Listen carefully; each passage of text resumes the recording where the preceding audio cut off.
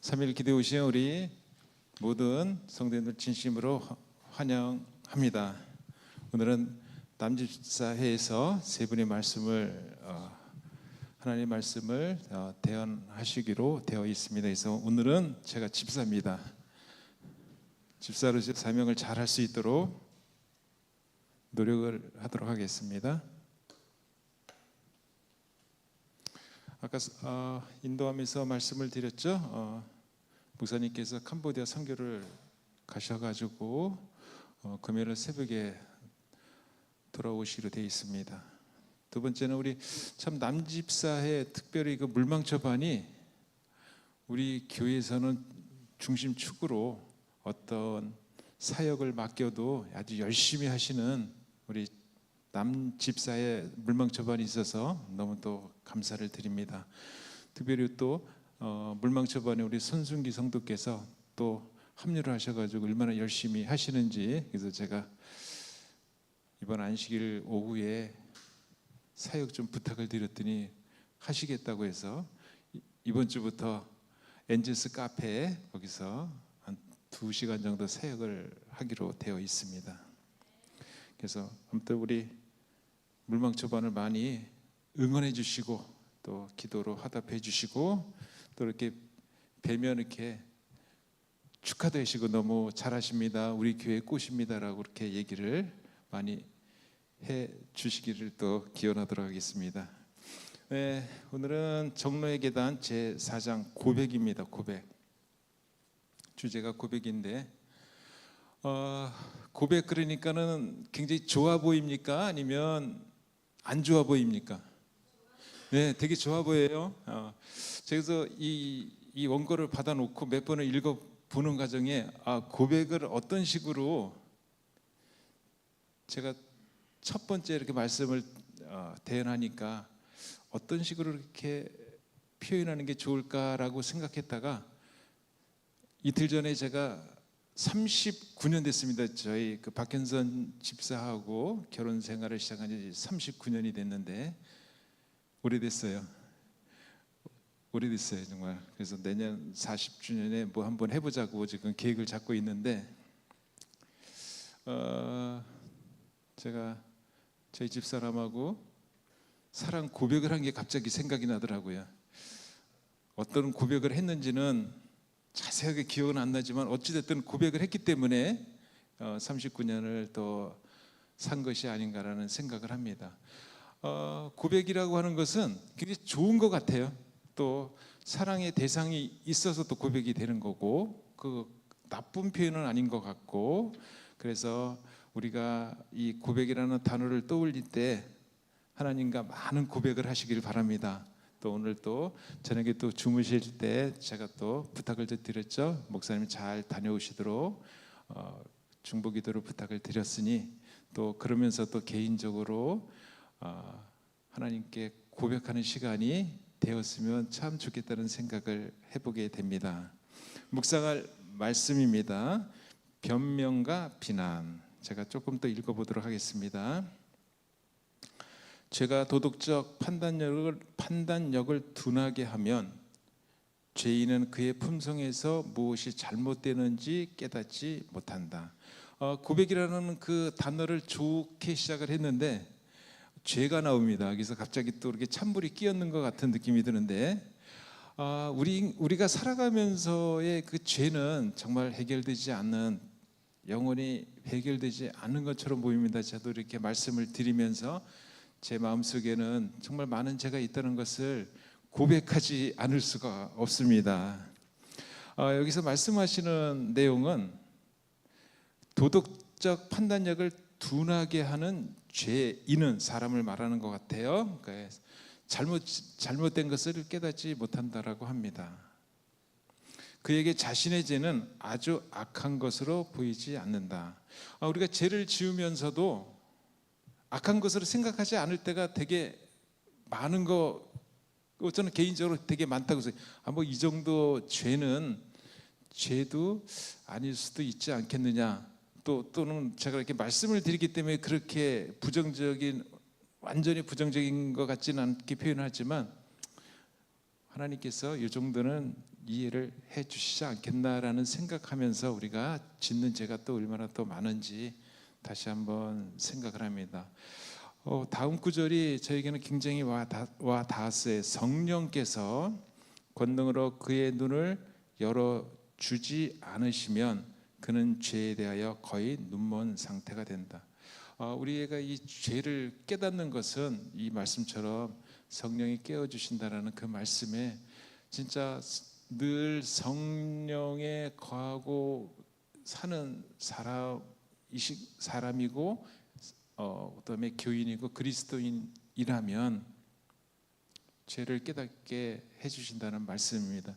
아직도 저는 그 사역을 위해서 일주일에 한 번 정도 이렇게 청라에 사는 두 친구를 좀 만나고 있는데, 만날 때마다 늘 느끼는 것이 뭐냐면, 그 친구들은 이제 신앙을 안 하니까 죄가 뭔지를 잘 몰라요.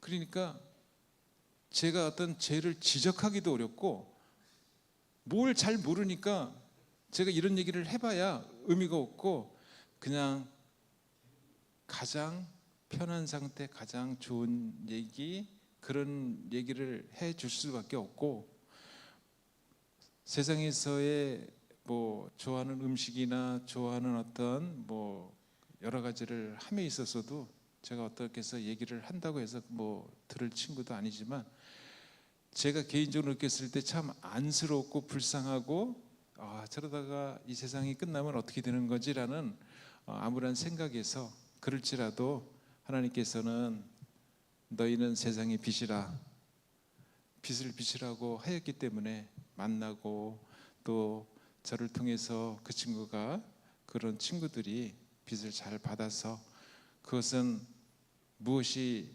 마지막에 할 수 있는 일이라면 성령께서 하신다는 그 말씀 속에서 만나고 있는데, 저도 개인적으로 제 마음속에 있는 이 죄를 성령을 통해서 깨우치기를 또 이 시간에 또 간절히 또 바라고 있습니다.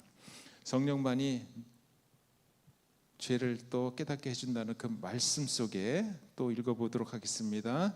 성령의 인도를 받지 않는 사람은 고백할 때 진지하거나 열렬하지 않다. 아까 제가 서두에 좀 전에 말씀드린 상황입니다. 성령의 인도를 받지 않는, 또 믿지 않는 사람들은 성령으로 인해서 성령을 만날 수가 없으니까 무엇을 또 깨달을 수 있겠습니까? 그래서 성령을 받은 사람 또는 성령을 받지 않은 사람에 대해서 구별이 되고 있습니다. 그는 자신의 죄를 변명한다. 여기서 그는, 그 뒤로 나온 얘기는 아담과 하와를 얘기하는 것 같습니다. 그는 그때 상황이 달랐더라면 잘못을 저지르지 않았을 것이라고 말한다. 이러면서 이제 원죄에 대해서 원죄가 나옵니다. 아담과 하와는 금지된 실과를 먹은 후 몹시 부끄럽고 두려워했다. 이 내용은 우리가 되게 잘 아는 표현입니다. 아담과 하와, 뭐 하나님께서 아담아 어디 있느냐라고 찾았을 때 몸을 가리고 나오는 뭐 창세기의 내용들 다 알고 계시죠? 그랬을 때 어떤 내용이 나옵니까? 변명하는 내용이 나옵니다. 글쎄요, 뭐 저도 이렇게 살면서 얼마나 변명을 많이 하는지를 모르겠지만, 제가 아담한테 배운 것 같아요. 변명하는 거예요. 저희 집사람하고 39년을 살면서 얼마나 변명을 많이 했는지, 얼마나 잘못을 많이 하고 살다 보니까 변명을 많이, 그건 아니고 뭐 이러해서 어쩔 수 없이. 네, 저희 집사람은 참 반듯하게 산 사람 같습니다. 39년 동안 이렇게 살아오면서 제가 느끼는 거는 제가 잘못을 많이 해서 그렇지. 그래서 아무튼 원죄의 아담과 하와를 통해서, 아담은 하와가 먹으라고 해서 먹었고, 하나님이 왜 그거를 선악과를 만드셨습니까? 라고 하고, 하와는 뱀이 꼬셨다고 얘기를 했고, 하나님께 변명하는 장면이 나옵니다. 그냥 제가 읽고 뭐 마무리를 하는 수순으로 하도록 하겠습니다. 여호와께서 그들의 죄에 대해서 물어보시자 아담은 하나님과 하와를 탓했다. 그는 하나님이 주셔서 나와 함께 있게 하신 여자, 그가 그 나무 열매를 내게 줌으로 내가 먹었나이다 라고 말했다. 그다음에 여자 하와는 뱀을 비난하며 말했다. 뱀이 나를 깨물어 내가 먹었나이다. 창세기 3장에 나와 있는 말씀이고요. 왜 그리고 하나님께 변명을 하죠? 뱀을 왜 만드셨네? 글쎄요, 하나님께서 왜 만드셨는지 이거는 우리가 많이 배워서 알고 있습니다. 왜 뱀이 에덴 동산에 들어오게 했습니까? 라며 하나님께 말하고 있었다. 여자는 자신을 변명하면서 그 죄를 하나님 탓으로 돌리고 있었다. 정로의 계단 제4장의 고백이라는 말씀 처음에는 참 좋게 시작을 합니다. 이 고백은 사랑의 대상이 있어야만 고백을 할 수 있고, 또 개인적으로 1대1의 관계에서 고백을 통해서 사랑을 느낄 수 있고, 그 뒤에 나오는 변명과 비난은 하나님께서는 우리에게 변명할 기회를 주시든 비난할 기회가 주시든 어쨌든 가운데 우리는 늘 성령에 거하는 사람이 되어 있다면 어떻게 되겠습니까? 변명과 비난도 얼마든지 하나님의 속해 있지 않을까라는 생각을 하면서 전 두 번째 우리 정적 집사님 나와서 말씀을 더 전해 주시도록 하겠습니다.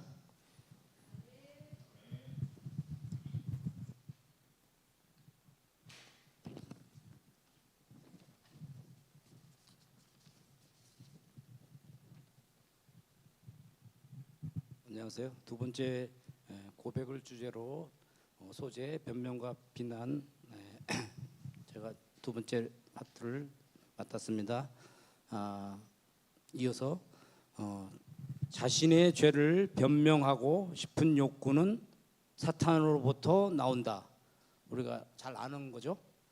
그리고 모든 이에게 그러한 욕구가 있다. 네, 이런 말씀도 우리가 또 너무 본능적으로 잘 아는 말씀이고, 그러나 다른 사람에게 책임을 전가함으로 잘못을 고백하는 것은 하나님의 방법이 아니다. 이 말씀이 아주 제 심장을 확 뚫는 같은 느낌을, 이 말씀 들으면서 그런 느낌을 받았습니다. 따라서 하나님께서는 그러한 고백을 받아주지 않으실 것이다. 이 말씀을 보고 참 제가 집에서 이렇게 이걸 읽다가 이렇게 책상에 앉아서 의자에 앉다가 그냥 고꾸라졌어요. 왜냐하면 제가 이게 생각나는 게 있거든요. 제가 생각나는 거 잠깐 메모해서 읽어드리겠습니다. 제가 우리 교회로 와서 얼마 안 돼요. 안교 시간에 신앙 간증을 하게 됐는데, 그때 간증하는 과정에서 저희 가족들이 대전에서 살고 있다가 저희 아버지의 강한 주장으로 인천으로 이사 가자고 하셨는데, 그걸 듣고 저희 어머니가 불신자의 아버지가 기독교 신자, 그러니까 구원파죠. 구원파로 변화되셨고 온전한 직장도 얻었으니 일단 인천으로 가서, 인천에도 재림교회가 있으니 가서 상황을 보고 이렇게 또 이사를 했는데, 그 즈음에 저는 대전에서 대학을 중퇴하고 재림교회 청년들과 간판 제작 일을 하다가 거기 다녔는데 수입이 좀 많지 않아서 인천에 가면 그 구원파 교회에서 분명히 접근해 올 거라고 생각하고 거기서 그 할 수 있을 거라는 제 생각에 생각하고 거기서 그쪽 상황을 하게 되면 직장도 얻을 수 있고 나중에 결혼도 할 수 있을 거라는 제 생각에 빠져서, 참 아버지의 주장도 있었지만 저희 육신적인 생각이 개입되어서 인천에 이사 와서 처음 몇 달 동안에는 재림교회 생활을 하다가 결국 구원파 교회에 잡혀 그쪽 회사에 취업도 하고 나중에는 결혼 중매가 들어와서 결혼도 하게 되었는데, 참 제 지금 보면 참 지난번에 그런 사실을 숨기고 저희 아버지 때문에 인천 구원파 교회에 이렇게 이사 오게 됐다고 간증한 것이 이번에 이 글을 읽으면서 양심에 체크되고, 오늘 고백을 주제로 한 말씀을 보면서 진실하게 고백해야겠다고 작정했습니다. 부끄럽습니다. 그 다음에 또 보겠습니다. 그 다음에 참된 회개는 자신의 결백을 보이려고 노력하거나 변명을 늘어놓지 않고 자신의 죄를 인정하도록 이끈다. 이런 말씀들이 참 제 이 부끄러운 모습을 너무나도 확연하게 드러나게 하시는 말씀이에요. 저 보면서 참 너무 아멘이 됩니다. 예수님께서는 언급하신 그 세리처럼 감히 하늘을 향하여 눈을 들지도 못하고 이렇게 기도합니다. 그 세리의 말씀이 참고로 성경절 누가복음 18장 11절로 14절에 나오는데요. 우리 세리가 누가 있죠? 우리 신약 성경에 세리라는 직업을 가지신 분이 누가 있죠? 네, 마태도 있고 삭개오도 있고, 네, 맞습니다. 그분들이 이렇게 거기 두 분이 나와서 너무 비교가 되더라고요. 바리새인이 나오시고 세리가 나오셨는데 두 분이 성전에 같이 올라가셨는데 이게 너무 확실히 다른 거예요. 그래서 속에서 기도하는 내용이. 그래서 그 내용을 볼 때 바리새인은 남한테 보이려고 자신의 완벽하게 율법을 이렇게 철저하게 지키는 율법주의로 남한테 보이려고 한 것이 나타났고, 이 세리는 오늘 내용처럼 참 하나님이 불쌍히 여기서서 나는 죄인으로소이다, 이렇게 자기가 스스로 죄인이라는 것을 인정하면서 이렇게 부끄럽게 이렇게 속으로 간직하면서 그 기도를 드렸는데, 그 하나님께서는 누구를 불쌍하게 여기실 건가를 그 답이 나왔죠. 야, 참 세리가 너무 참 죄는 졌지만 이렇게 나는 항상 죄인으로소이다, 그런 마음을 새기면서 생활했다는 게 크게 배워집니다. 하나님께서는 범죄한 사실을 인정하는 사람들을 용서해 주실 것이다. 너무 큰 이게 또 아주 복음적인 말씀이고요. 그다음에 예수님께서 회개하는 죄인들을 구원하기에, 저 같은 회개하는 죄인들을 위하여 그분의 생명을 주셨기 때문이다라는 것입니다. 참 너무 큰 말씀입니다. 우리는 성경에서 진심으로 회개한 사람들에 관하여 읽게 된다. 그들은 겸손했고 그들의 죄를 고백했다. 참 이렇게 훌륭하신 분이죠.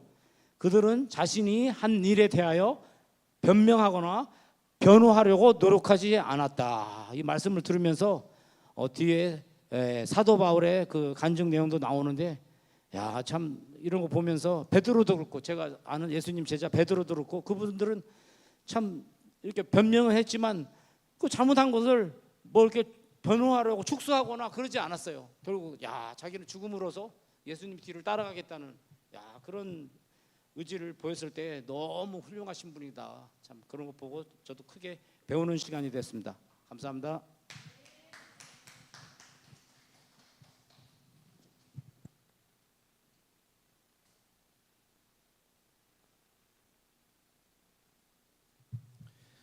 바로 이어서 하겠습니다. 사도 바울은 그리스도를 죽이려고 발악했던 자신의 죄에 대해 말했다. 바울은 그 죄를 작게 보이려고 애쓰지 않았다. 그는 죄에 대하여 할 수 있는 대로 최대한 악하게 말하였다. 바울은 주저하지 않고 그리스도 예수께서 죄인을 구하시려고 세상에 임하셨다 하였도다. 죄인 중에 내가 괴순이라. 디모데전서 1장 15절라고 말했다. 우리 여러분들 모두 잘 아시는 내용이죠. 우리 사울이었던 바울은 이 스데반을 죽이는 데 앞장섰고, 또한 예수를 믿는 그리스도인들을 잡아넣는데 앞장선 사람이었습니다. 하지만 그가 다메섹 도상에서 누굴 만나죠? 예수님을 만나서 진심의 그 회심의 경험을 한 후에 이렇게 고백을 합니다. 그리스도 예수께서 죄인을 구원하시려고 세상에 임하셨다 하였도다. 나는 죄인 중에 괴순이라. 이 죄인 중에 괴수라는 표현은 최고의 죄인이라는 그런 말입니다.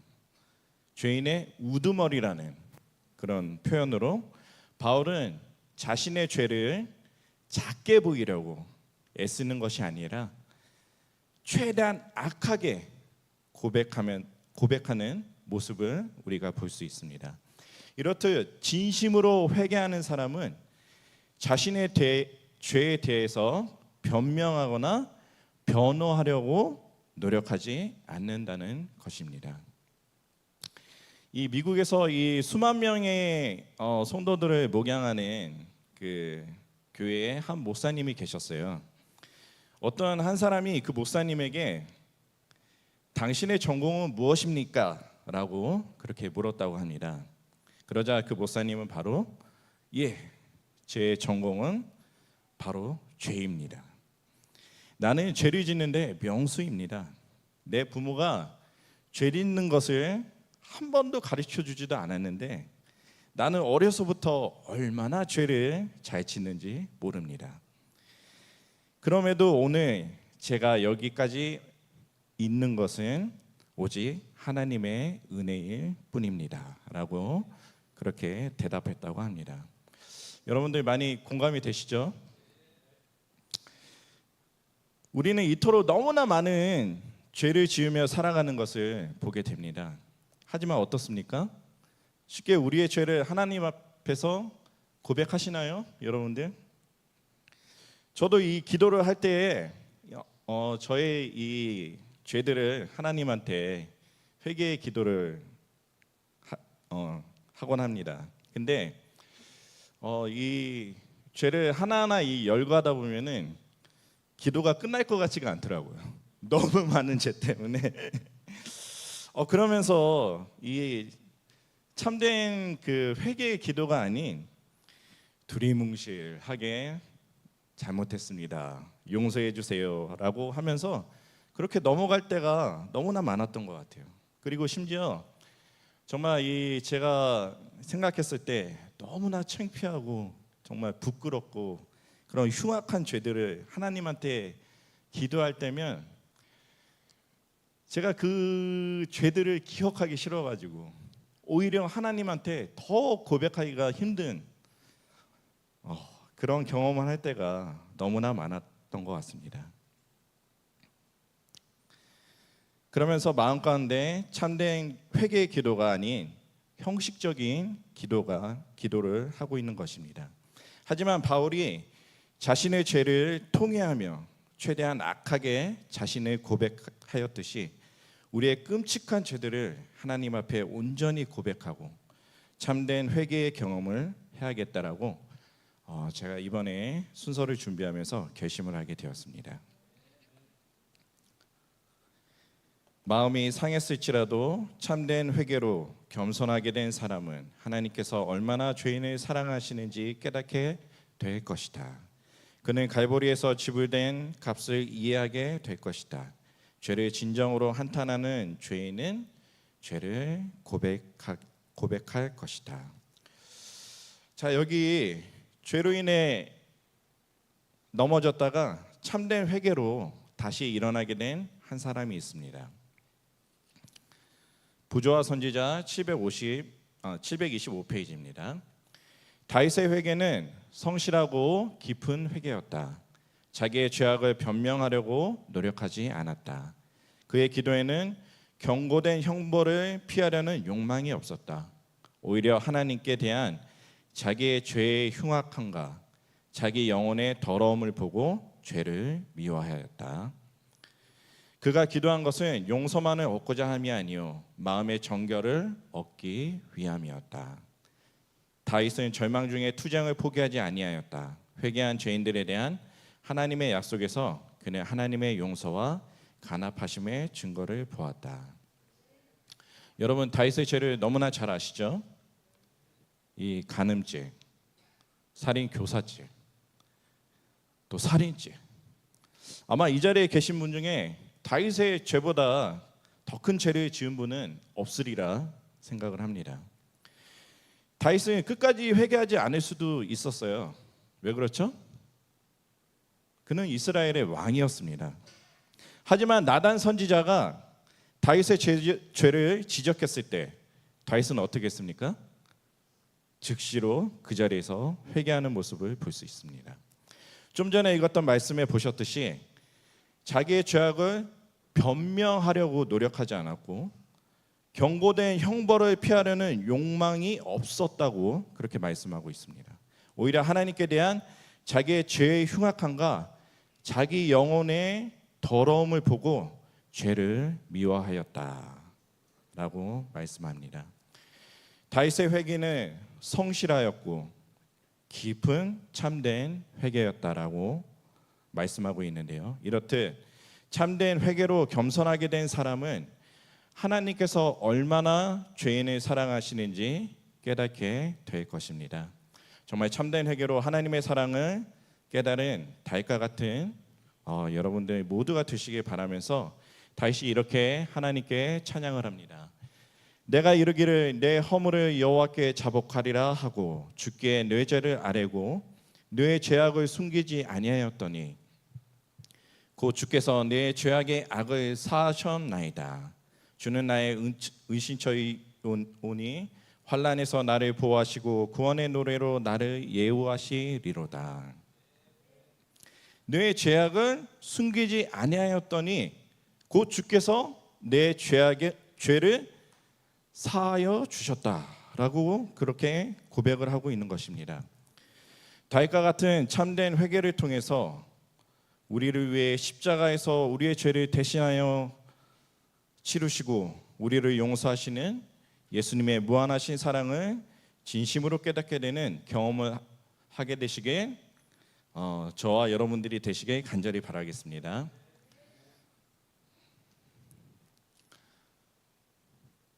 여기 이런 말씀이 있습니다. 아이가 사랑하는 아빠에게 서슴없이 다가가는 것처럼 그 역시 하나님께 나아갈 것이다.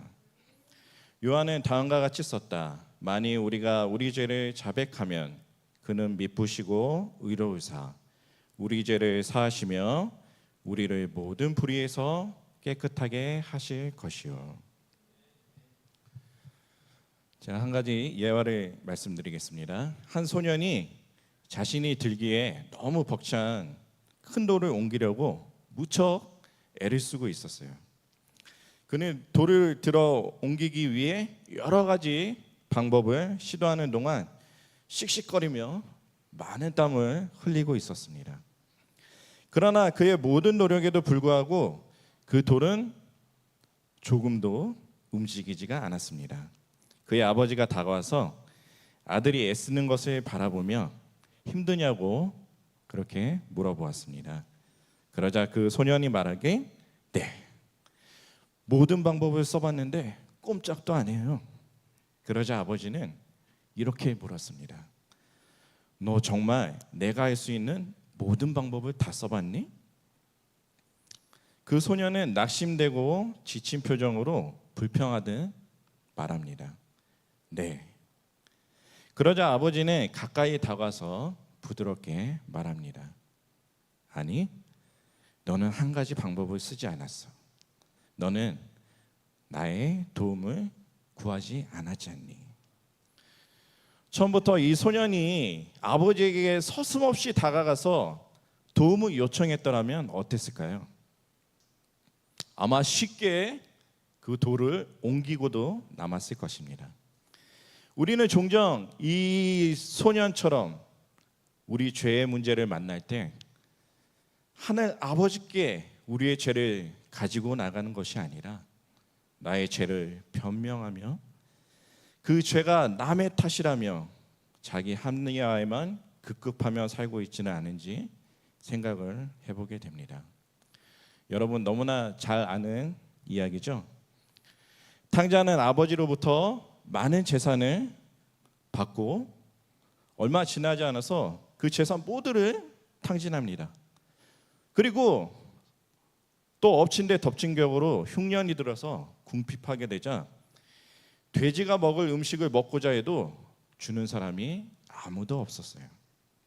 마침내 탕자는 회개하며 자기의 죄를 깨닫게 됩니다. 그리고 아버지께 돌아가서 내가 하늘과 아버지께 죄를 지었다고 고백을 합니다. 아버지는 그런 아들을 정죄하거나 심판하지 않고 기다리다가 아들에게 달려가 목을 안고 입을 맞추며 껴안고 기뻐합니다. 바로 이 아버지의 마음이 우리 하나님의 마음인 것입니다. 만일 우리가 우리 죄를 자백하면 그는 미쁘시고 의로우사 우리 죄를 사하시며 우리를 모든 불의에서 깨끗하게 하실 것이요. 우리의 모든 죄를 하나님 앞에 고백하심으로 정말 신실하시고 부족함이 없으신 우리 아버지 되시는 하나님께 우리 죄를 사해 주시고 깨끗하게 해 주신다는 말씀을 믿으심으로 진정한 회개에 이르게 되시기를 간절히 바라면서 오늘 말씀을 마치도록 하겠습니다. 자, 우리 두세 분씩 짝을 지어가지고 오늘 받은 말씀으로 서로 이야기를 나누는 시간을 갖도록 하겠습니다. 우리 혼자 계신 분이 없도록 우리 두세 분씩 같이 앉아주시면 감사하겠습니다.